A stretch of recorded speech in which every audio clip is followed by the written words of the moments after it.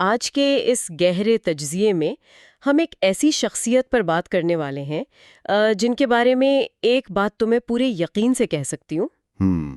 کیا بات ہے وہ؟ وہ یہ کہ ان کے ذکر کے بغیر پاکستان کی حالیہ تاریخ کا کوئی بھی باب مکمل نہیں ہو سکتا۔ بالکل صحیح کہا آپ نے، ناممکن ہے۔ جی، تو آج کے گفتگو کا جو محور ہے وہ عمران خان کی ذات ہے، اور ہم جس تحریر کو اپنے اس تجزیے کی بنیاد بنا رہے ہیں اس کا عنوان ہے عمران خان کی زندگی اور ورثہ۔ اور یہ سورس کافی تفصیلی ہے۔ جی بالکل، اور ہمارا مقصد صرف ایک اور سوانح حیات کا خلاصہ بیان کرنا نہیں ہے۔ دراصل ہم یہ کھوج لگانے کی کوشش کر رہے ہیں کہ کیسے ایک نوجوان کرکٹر جسے شروع میں شدید تنقید کا سامنا کرنا پڑا، مطلب بالنگ ایکشن سے لے کر ہر چیز پر۔ بالکل، تو وہ کیسے پہلے ایک عالمی چیمپئن کپتان بنا، پھر اس نے ایشیا کا ایک بہت بڑا کینسر اسپتال کھڑا کر دیا، اور آخر کار سب سے بڑی بات، وہ ملک کا وزیر اعظم بن گیا۔ یہ واقعی ایک بہت ہی غیر معمولی سفر ہے نا؟ تو ہم یہی دیکھیں گے کہ ان تمام بالکل مختلف اور بظاہر غیر متعلقہ میدانوں میں کامیابیوں، ناکامیوں اور اس مسلسل جدوجہد کے پیچھے آخر وہ کون سی سوچ تھی جو مشترک رہی۔ اور اس سے پہلے کہ ہم اس دلچسپ سفر کی گہرائی میں اتریں، ایک انتہائی اہم اصول کو واضح کرنا میں ضروری سمجھتا ہوں۔ جی بالکل، وہ بتانا بہت ضروری ہے۔ دیکھیں، اگر موجودہ ملکی حالات اور عوامی جذبات کو دیکھا جائے تو یہ ایک ایسا موضوع ہے جس پر معاشرے میں انتہائی سخت اور منقسم آراء پائی جاتی ہیں۔ بہت زیادہ پولرائز۔ بالکل، اس لیے آج کی اس گفتگو کا جو زاویہ ہے وہ مکمل طور پر غیر جانبدار رہے گا۔ ہمارا مقصد کسی بیانیے کو سچ یا جھوٹ ثابت کرنا نہیں ہے۔ ہم صرف ان حقائق اور واقعات کو سورس کے مطابق پرکھیں گے۔ بالکل ایسا ہی ہے۔ ان حقائق اور تجزیوں کو بالکل اسی طرح سامنے رکھنا ہے جیسے وہ تحریر میں بیان کیے گئے ہیں۔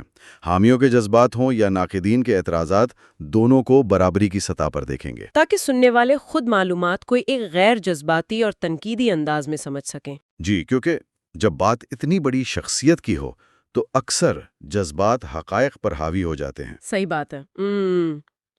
اگر ان کی ابتدائی زندگی پر ایک سرسری سی نظر ڈالیں تو 1952 میں لاہور کے ایک متمول اور باوقار پشتون گھرانے میں پیدائش ہوتی ہے ان کی۔ پھر ایچسن کالج کی تعلیم، انگلینڈ کا رائل گرامر اسکول، اور وہاں سے ہوتے ہوئے آکسفورڈ یونیورسٹی تک کا سفر۔ اور یہاں ایک بہت ہی دلچسپ نقطہ ہے جو اکثر مس ہو جاتا ہے۔ جی، وہ کیا؟ عام طور پر لوگوں کے ذہن میں ان کی پہچان صرف ایک کرکٹر کی ہے، لیکن آکسفورڈ میں انہوں نے فلسفہ، سیاست اور معاشیات کی ڈگری لی۔ جسے پی پی اے کہتے ہیں، رائٹ؟ بالکل، پی پی ای۔ اور یہ کوئی عام ڈگری نہیں ہے۔ برطانیہ اور دنیا بھر میں اسے مستقبل کے عالمی رہنماؤں اور سیاستدانوں کی نرسری سمجھا جاتا ہے۔ اس وقت شاید کسی کے وہم و گمان میں بھی نہیں ہوگا کہ ایک تیز گیند باز جس کی ساری توجہ کاؤنٹی کرکٹ اور فٹنس پر ہے، جی، وہ دہائیوں بعد اس تعلیم کا استعمال ایک پوری سیاسی تحریک کے لیے کرے گا۔ یہ تو واقعی حیران کن ہے۔ دراصل اس پی پی اے ڈگری کے دوران ہی ان کے ذہن میں ریاستی نظام، معاشی اونچ نیچ اور مغربی فلاحی ریاستوں کے ماڈلز کا ایک خاکہ بننا شروع ہو گیا تھا۔ جس کی جھلک ہمیں ان کی بعد کی سیاسی تقاریر میں نظر آتی ہے۔ بالکل، انہوں نے مغربی جمہوریت کے احتسابی عمل کو قریب سے دیکھا تھا، اور یہی آگے چل کر ان کے نظریات کی بنیاد بنا۔ لیکن سیاست میں آنے سے بہت پہلے، اگر ہم 1971 کی بات کریں، جب انہوں نے قومی ٹیم میں قدم رکھا، تو شروعات کوئی بہت شاندار نہیں تھی۔ جی، ان کے بالنگ ایکشن پر بھی تنقید ہوئی۔ بالکل، اور کارکردگی پر بھی سوال اٹھے، لیکن جس چیز نے انہیں ممتاز کیا وہ ان کی وہ ایک ضدی طبیعت تھی اور مسلسل سیکھنے کا عمل۔ اور یہی عمل انہیں 1992 کے ورلڈ کپ کی تاریخی فتح تک لے گیا، جس نے پوری قوم میں ایک نئی روح پھونک دی۔ لیکن یہاں سورس کو پڑھتے ہوئے میرے ذہن میں ایک سوال ابھر رہا تھا۔ جی پوچھیں۔ محض ایک کرکٹ ٹورنامنٹ کی جیت کو ان کی لیڈرشپ کا اتنا بڑا کارنامہ کیوں مانا جاتا ہے؟ میرا مطلب ہے، تھا تو وہ ایک کھیل ہی نا۔ دیکھیے، اگر اسے صرف کھیل کے طور پر دیکھیں تو واقعی یہ ایک ٹرافی اٹھانے سے زیادہ کچھ نہیں لگتا، لیکن اس وقت کے ملکی حالات اور خاص طور پر ٹیم کی نفسیات کو سمجھنا ضروری ہے۔ کیونکہ ٹیم تو شروع میں ہار رہی تھی۔ بالکل، 1992 میں پاکستانی ٹیم ابتدائی میچز میں بری طرح ناکام ہو چکی تھی۔ جی، کھلاڑیوں کے حوصلے بالکل ٹوٹ چکے تھے۔ وہ تو ٹورنامنٹ سے باہر ہونے کے دہانے پہ تھے۔ جی، ایسے میں ایک کپتان کا اپنی بکھری ہوئی مایوس ٹیم کو کارنر ٹائیگر کا نعرہ دینا، یعنی دیوار سے لگے ہوئے زخمی شیر کا تصور۔ بالکل، یہ ایک زبردست نفسیاتی حکمت عملی تھی۔ انہوں نے ٹیم کے اندر ہار کا خوف ختم کر کے اسے لڑنے کے عزم میں بدل دیا۔ اور میرے خیال میں یہیں سے وہ نظم و ضبط اور دباؤ برداشت کرنے کی ٹریننگ شروع ہوئی۔ جی، دباؤ میں اعصاب کو قابو رکھنا، مختلف مزاج کے لوگوں کو ایک مقصد کے لیے متحد کرنا، شدید بحران میں فیصلے کرنا، یہ سب محض کرکٹ تک محدود نہیں رہنے والا تھا۔ بالکل نہیں رہنے والا تھا۔ اور پھر جب وہ بالکل عروج پر تھے، ایک قومی ہیرو بن چکے تھے، تو انہوں نے کرکٹ کو خیرباد کہہ دیا۔ اور اس کے فوراً بعد زندگی نے ان کے سامنے ایک بہت بڑا جذباتی امتحان کھڑا کر دیا۔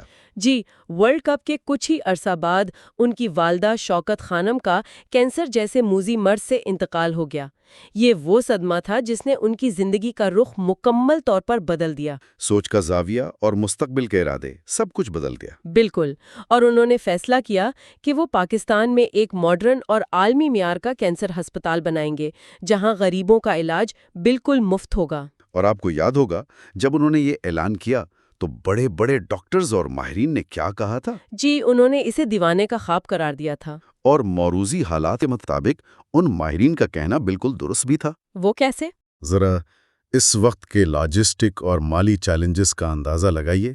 ایک ایسا ترقی پذیر ملک جہاں بنیادی صحت کی سہولیات نابید تھیں، وہاں کینسر کا انتہائی مہنگا اور پیچیدہ علاج مفت فراہم کرنا، یہ کوئی معمولی بات نہیں تھی۔ بالکل، عمارت کھڑی کرنے سے لے کر جدید مشینری درآمد کرنا اور پھر اسے روزانہ چلانے کے اخراجات اتنے ہوش ربا تھے کہ ماہرین نے کہا یہ منصوبہ چند مہینوں میں دیوالیہ ہو جائے گا۔ لیکن پھر یہاں وہی چیز کام آئی جس کا ذکر آپ کرکٹ کے حوالے سے کر رہے تھے۔ بالکل، وہی ضد۔ جی، جب انہیں بتایا گیا کہ یہ ناممکن ہے تو وہ کرکٹ کے میدان والی ضد، وہ فوکس اور نظم و ضبط اس ہسپتال کی فنڈ ریزنگ مہم میں لے آئے۔ اور وہ فنڈ ریزنگ مہم خود ایک تاریخ ہے۔ بالکل، تحریر میں اس کا بہت تفصیلی ذکر ہے۔ انہوں نے گلی گلی، شہر شہر جا کر چندہ اکٹھا، اسکول کے بچوں نے اپنے جیب خرچ سے پیسے دیے۔ میں نے ایک ایسا شخص جو دنیا بھر میں سیلیبریٹی تھا، وہ عام لوگوں کے سامنے جھولی پھیلا رہا تھا۔ جی، اپنے خواب کے لیے۔ اور اسی مسلسل جد و جہد اور ہار نہ ماننے والے رویے کے نتیجے میں بالآخر لاہور میں شوکت خانم میموریل کینسر ہسپتال قائم ہوا۔ اور بات صرف لاہور تک نہیں رکی، بعد میں پشاور اور پھر کراچی میں بھی اس کے وسیع منصوبے شروع ہوئے۔ اور آج یہ ایک ایسی حقیقت ہے کہ ان کے سخت ترین ناقدین بھی اس فلاحی کام کی شفافیت کو کھلے دل سے تسلیم کرتے ہیں۔ دیکھیں، ہسپتال کے قیام نے دراصل انہیں ایک بہت اہم سبق سکھایا تھا جو ان کے اگلے سفر کی بنیاد بنا۔ وہ کیا سبق تھا؟ انہوں نے دیکھ لیا تھا کہ اگر عوام کو کسی مقصد پر قائل کر لیا جائے اور انہیں یقین دلا دیا جائے کہ ان کا پیسہ ایمانداری سے استعمال ہو رہا ہے تو پاکستانی عوام ناممکن کو بھی ممکن بنا سکتے ہیں۔ عوامی رابطے کی یہ طاقت۔ بالکل، فنڈز اکٹھا کرنے کی یہ صلاحیت اور عام آدمی کے اعتماد پر کھڑا ہونے کا یہ تجربہ دراصل ان کی آئندہ کی سیاسی زندگی کی سب سے بڑی طاقت بننے والا تھا۔ اور یہیں سے کہانی ہمارے دوسرے مرحلے میں داخل ہوتی ہے، یعنی 1996 میں پاکستان تحریک انصاف یا پی ٹی آئی کا قیام۔ اور اس وقت کے حالات پر غور کریں تو بڑی حیرت ہوتی ہے۔ جی، مجھے بھی یہ پڑھ کر حیرت ہوئی تھی۔ ایک طرف تو وہ ہسپتال بنانے کے بعد پورے ملک میں مسیحا مانے جا رہے تھے، لیکن جیسے ہی انہوں نے سیاست کے میدان میں قدم رکھا، انہیں وہ پذیرائی بالکل نہیں ملی۔ بالکل، 1997 کے انتخابات ہوں یا بعد کے کئی سال، ان کی جماعت کو مسلسل اور واقعی عبرتناک ناکامیوں کا سامنا کرنا پڑا۔ کئی سالوں تک پارلیمنٹ میں ان کی صرف ایک سیٹ ہوا کرتی تھی۔ سیاسی پنڈتوں اور تجزیہ کاروں نے تو انہیں مکمل طور پر مسترد کر دیا تھا کہ بھائی سیاست ان کے بس کا روگ نہیں ہے۔ یہ ایسا وقت تھا جب کوئی بھی دوسرا شخص شاید دل برداشتہ ہو کر سیاست چھوڑ دیتا۔ تو پھر یہاں سوال یہ پیدا ہوتا ہے کہ انہوں نے ایسا کیوں نہیں کیا؟ وہ کون سا نظریہ تھا جو انہیں اتنی طویل ناکامیوں کے باوجود کھڑا رکھے ہوئے تھا؟ اس کا جواب ان کی نظریاتی بنیادوں اور اسی آکسفورڈ کی PPE تعلیم میں چھپا ہے جس کا ہم نے شروع میں ذکر کیا تھا۔ وہ تعلیم اب کام آئی تھی۔ بالکل، انہوں نے پاکستانی سیاست کو روایتی زاویے یعنی صرف سڑکیں بنانے یا نوکریاں بانٹنے کے نقطہ نظر سے نہیں دیکھا، ان کا سب سے بڑا اور سخت بیانیہ کرپشن کے خلاف تھا۔ جی، وہ بار بار دہراتے رہے کہ وسائل کی کمی مسئلہ نہیں ہے، بلکہ قیادت کی کرپشن اور احتساب کا نہ ہونا اصل بگاڑ ہے۔ انہوں نے ریاست مدینہ کے ماڈل کا تصور پیش کیا، ایک ایسا نظام جہاں طاقتور اور کمزور کے لیے قانون برابر ہو، اور جو ایک حقیقی فلاحی ریاست ہو۔ شروع میں تو لوگوں کو یہ باتیں دست کتابی اور ناقابل عمل لگتی تھیں۔ لیکن انہوں نے اپنی بات بدلنے کے بجائے مسلسل ایک ہی بیانیے پر زور دیا۔ اور یہی ان کی وہ مستقل مزاجی تھی جو آہستہ آہستہ اثر دکھانے لگی۔ وقت کے ساتھ ساتھ ملک میں معاشی بحران بڑھے، روایتی جماعتوں سے عوام مایوس ہوئے۔ تو وہ جو نوجوان طبقہ ہے جو ملکی آبادی کا سب سے بڑا حصہ ہے، اس نے عمران خان کے اس احتساب اور تبدیلی کے نعرے میں اپنا مستقبل دیکھنا شروع کر دیا۔ اور پھر 2011 کے بعد ان کی جماعت نے ایسا زور پکڑا کہ 2013 کے انتخابات میں وہ ایک بہت مضبوط اپوزیشن بن کر ابھرے۔ یہاں بھی مجھے تو وہی کرکٹ کی کپتانی والا نظم و ضبط نظر آتا ہے، یعنی ایک لمبی اننگز کھیلنا، حالات سازگار ہونے کا انتظار کرنا اور پھر پوری قوت سے حملہ کرنا۔ بالکل، اور یہ طویل اننگز انہیں بآخر اس مقام تک لے آئی جس کے لیے انہوں نے 22 سال جدوجہد کی تھی۔ جی، 2018 کے عام انتخابات کے بعد وہ پاکستان کے وزیر اعظم منتخب ہو گئے۔ لیکن اور یہ ایک بہت بڑی حقیقت ہے جسے ہمارے سورس میں بڑی صراحت سے بیان کیا گیا ہے کہ یہ وزارت عظمیٰ کا دور کسی طور بھی آسان نہیں تھا۔ بالکل نہیں۔ اپوزیشن میں رہ کر نظام پر تنقید کرنا ایک بات ہے، لیکن جب ریاست کا پہیہ چلانے کی باری آتی ہے تو گراؤنڈ ریالٹی بالکل مختلف اور بے رحم ہوتی ہے۔ شوکت خانم کے وقت ایک ہسپتال کا پروجیکٹ تھا، لیکن اب 22 کروڑ عوام کا ملک ان کے کندھوں پر تھا۔ اور حکومت ملتے ہی جن چیلنجز کا سامنا کرنا پڑا وہ واقعی پریشان کن تھے۔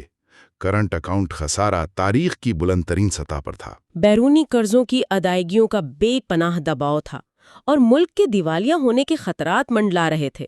مجبوراً انہیں IMF کے پاس جانا پڑا، جس سے ملک میں مہنگائی کا طوفان آیا۔ اور دوسری طرف عالمی سطح پر حالات تیزی سے بدل رہے تھے۔ مغربی ممالک کے ساتھ تناؤ، ایک آزاد خارجہ پالیسی اپنانے کی کوشش، ان سب چیزوں نے مل کر اندرونی اور بیرونی دباؤ میں بے پناہ اضافہ کر دیا۔ اور اسی پیچیدہ صورتحال نے 2022 کے اس سیاسی بھونچال کی راہ ہموار کی جب عدم اعتماد کی تحریک کے ذریعے ان کی حکومت کا خاتمہ ہو گیا، جو کہ پاکستان کی تاریخ میں اپنی نوعیت کا ایک انوکھا واقعہ تھا کہ کوئی وزیر اعظم اس آئینی طریقے سے ہٹایا گیا ہو۔ لیکن حکومت سے ہٹائے جانے کے بعد جو کچھ ہوا، اس نے پورے معاشرے کو ایک انتہائی گہری اور واضح تقسیم کا شکار کر دیا۔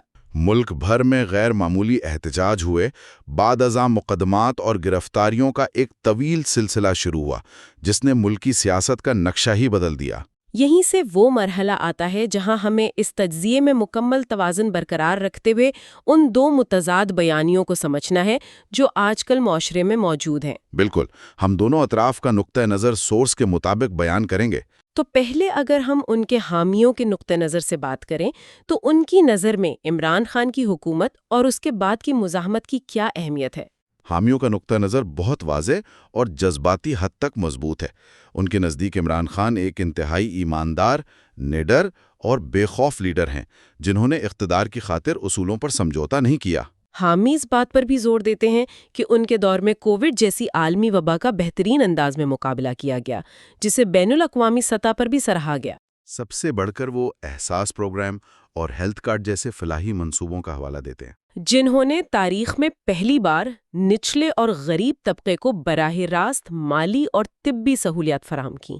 اور حامی یہ بھی مانتے ہیں کہ انہوں نے عالمی فورمز پر اسلاموفوبیا کے خلاف آواز اٹھا کر اور ایک خود مختار خارجہ پالیسی کی بات کر کے قومی وقار بحال کیا، اور اسی لیے انہیں سازش کے تحت ہٹایا گیا۔ ٹھیک ہے، یہ تو ہو گیا حامیوں کا بیانیہ، لیکن اگر تصویر کا دوسرا رخ دیکھا جائے، یعنی ناقدین اور مخالفین کا زاویہ نگاہ، تو وہ اس سارے دور کو کس طرح دیکھتے ہیں؟ ظاہر ہے ان کے پاس بھی اپنے دعووں کے حق میں کچھ ٹھوس دلائل ہیں۔ جی، وہ کیا ہیں؟ ناقدین کا موقف یہ ہے کہ عمران خان ایک زبردست اپوزیشن لیڈر تو ہو سکتے ہیں، لیکن وہ ایک سنجیدہ اور عملی حکمران ثابت نہیں ہوئے۔ مطلب گورننس کے معاملات میں؟ جی، ناقدین کے مطابق حکومت چلانے کے لیے جو باریک بین معاشی حکمت عملی، اداروں کے ساتھ آہنگی اور راجنیتک لچک درکار ہوتی ہے، وہ اس میں ناکام رہے۔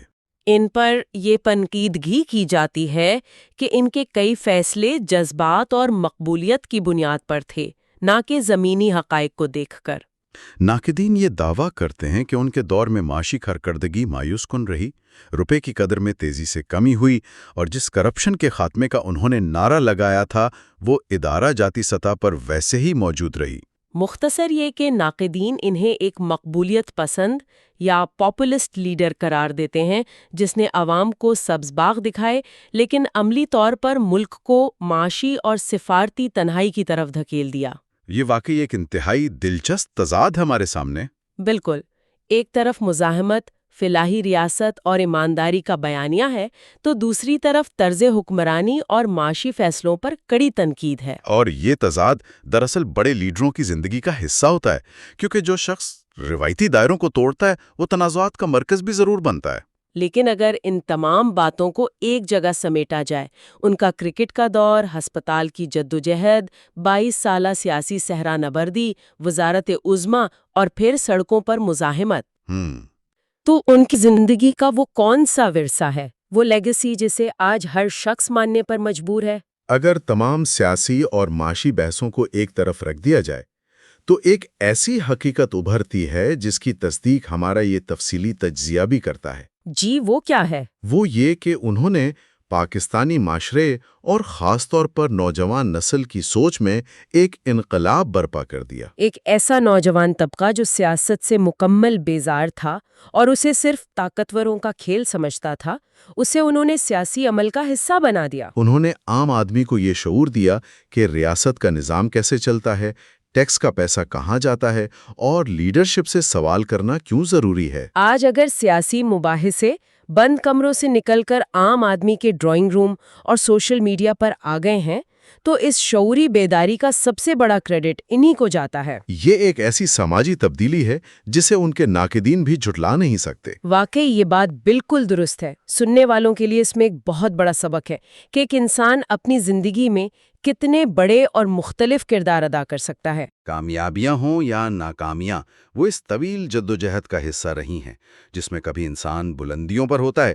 اور کبھی بالکل صفر سے دوبارہ شروع کرنا پڑتا ہے۔ اور یہیں پر آ کر ہمارا یہ تجزیہ ایک بہت ہی گہرے سوال پر رک جاتا ہے جس پر غور کیا جا سکتا ہے۔ بالکل، اور وہ سوال یہ ہے کہ تاریخ کا فیصلہ کن پیمانہ آخر کیا ہوتا ہے؟ کیا آنے والا وقت ایک لیڈر کو اس کے بنائے گئے ٹھوس اور نظر آنے والے اداروں کی بنیاد پر یاد رکھے گا، جیسے شوکت خانم اسپتال، جو روزمرہ لوگوں کی زندگیاں بدل رہے ہیں؟ یا پھر تاریخ کی نظر میں اس بات کا وزن زیادہ ہوگا کہ اس لیڈر نے معاشرے میں اور خاص کر نوجوانوں کے ذہنوں میں نظام کو چیلنج کرنے کی جو چنگاری پیدا کی، اس کا اثر زیادہ دیر پا ہے؟ کیا واقعی ٹھوس ادارے زیادہ اہم ہیں یا وہ سوچ جو ایک نسل میں منتقل کر دی جائے؟ عمران خان ایک نجات دہندہ ہے، ایک متنازع لیڈر ہیں یا کچھ اور؟